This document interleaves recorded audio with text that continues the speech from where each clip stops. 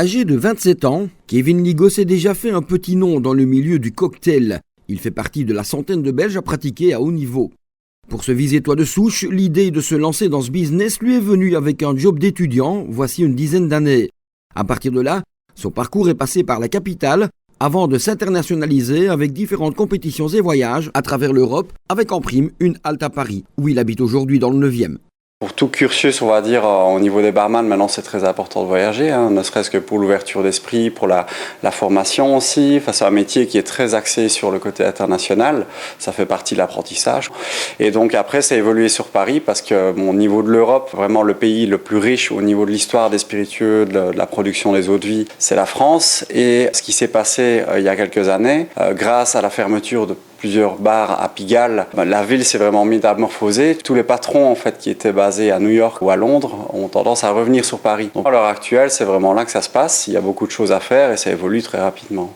Et pour Kevin aussi, les choses ont évolué très rapidement depuis son accession en finale lors de sa toute première tentative en compétition.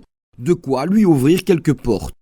On a accès déjà à des établissements, on va dire, prestigieux. Moi, essentiellement, mon cursus s'est fait sur des établissements luxe en général. Dans l'hôtellerie, il y a eu des collaborations avec les chefs. Et puis ensuite, on essaie quand même de faire différents types d'établissements parce que chaque établissement ne travaille pas de la même manière. Moi, ce qui m'intéressait, c'était de changer assez régulièrement pour pouvoir voyager aussi et découvrir justement plusieurs manières de fonctionner, plusieurs atmosphères, une diversité des produits aussi parce que je veux dire, à Londres on ne travaille pas de la même manière qu'aux Pays-Bas, qu'à Monaco dans le sud de la France ou qu'à Paris par exemple ou à Bruxelles. Puis même au niveau des contacts, beaucoup de barman qu'on peut retrouver parfois à Monaco, on va les retrouver à Courchevel l'hiver d'après. Donc on va dire c'est une grande famille mais qui finalement est très petite vu que tout le monde se connaît, tout le monde se rejoint, on travaille beaucoup avec les réseaux sociaux, tout le monde se suit indirectement. Et parmi ce joli petit monde, et un peu à la manière des cuisiniers, l'idéal est de se forger sa propre personnalité. Si c'est pour faire de l'événementiel, histoire de dire l'événementiel, c'est pas intéressant. Nous, ce qui est intéressant, c'est vraiment proposer un thème sur chaque événement et aller le plus loin possible. On a déjà une approche culinaire, tous nos cocktails sont sucrés salés. On commence à travailler comme en laboratoire maintenant pour les prochaines ouvertures. Donc en fait, tout est produit en amont.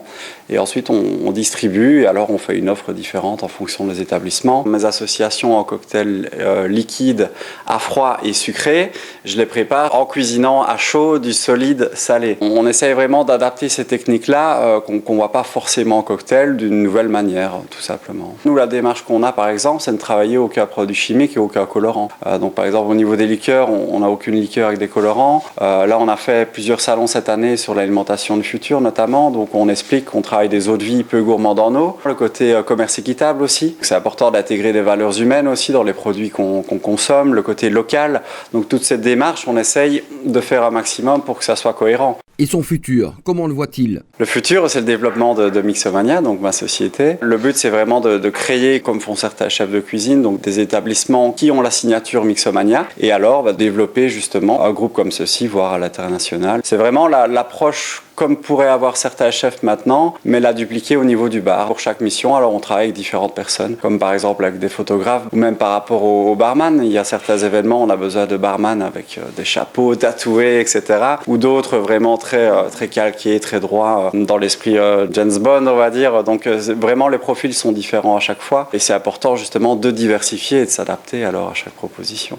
S'adapter passe aussi par l'obligation de casser cette image, peut-être un peu simpliste, qui voit le barman en train de confectionner un cocktail avec son checker. Le visuel est important parce que c'est vrai qu'indirectement tout le monde a l'image du barman avec son cocktail, évidemment le son qui va avec.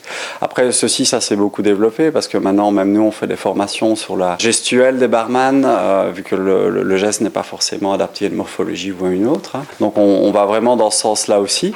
Après le style a évolué, maintenant il y a même des tendances au niveau du matériel, au niveau du bar. Tous les 3 mois, ça évolue. Les barman investissent de plus en plus d'argent avec des plaquages à l'or dans leur matériel, etc. Ce sont des matériels qui commencent à vraiment monter au niveau des prix.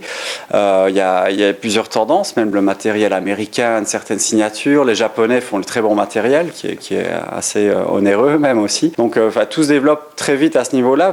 Reste une question. Quel est le secret d'un bon cocktail ? On dit souvent l'équilibre. Après, quelque chose de trop équilibré, on va dire, devient ennuyant. Donc ce qui est intéressant, c'est toujours peut-être d'être toujours dans une parfaite imperfection et d'avoir toujours une typicité qui marque un peu la différence. Maintenant que nous avons fait un peu plus ample connaissance avec Kevin et avec le milieu du cocktail, il nous reste juste à le féliciter et lui souhaiter une bonne continuation.